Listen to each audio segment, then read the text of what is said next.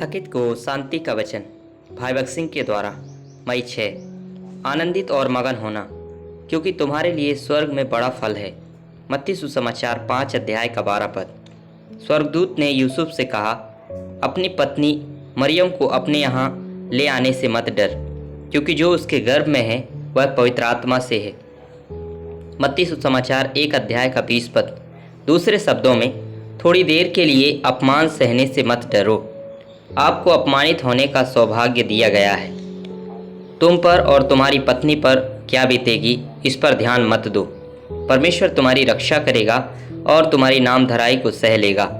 यह कल्पना करना बहुत कठिन है कि बच्चे के गर्भ में आने पर मरियम और यूसुफ को किस तरह की नामधराई सहनी पड़ी, क्योंकि उस समय मरियम और यूसुफ के अलावा कोई भी सच्चाई नहीं जानता था।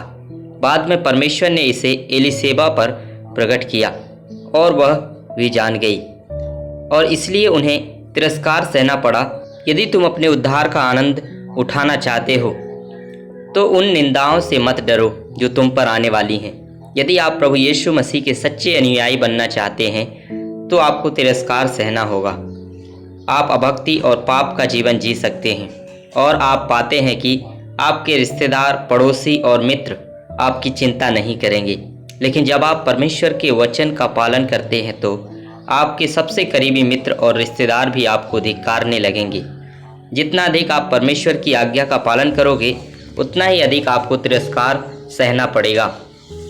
कोई इससे बच नहीं सकता। यही ईश्वरीय विधान है। हमें निंदित होना चाहिए। प्रभु यीशु मसीह ने मत्ती सुसमाचार 10 अध्याय का 24 और 25 पद में कहा, चेला अपने गुरु से बड़ा नहीं और ना दास अपने स्वामी से। चेले का गुरु के और दास का स्वामी के बराबर होना ही बहुत है। जब उन्होंने घर के स्वामी को शैतान कहा तो उसके घर वालों को क्यों ना कहेंगे। घर का स्वामी भलाई करता फिरता था। प्रेरितों के काम 10 अध्याय का 38 पद।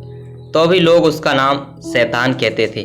वास्तव में वे उसे और भी कई नामों से पुकारते थे। इसलिए प्रभु यीशु मसीह ने कहा, यदि उन्होंने मुझे उस नाम से पुकारा है तो तुम कैसे बचोगे। जिन लोगों को प्रभु ने चंगा किया था वे उसे कई बुरे नामों से पुकारते थे, लेकिन उन्होंने यह सब सह लिया। हमें भी मित्रों, रिश्तेदारों और पड़ोसियों द्वारा की जाने वाली निंदा के लिए तैयार रहना चाहिए।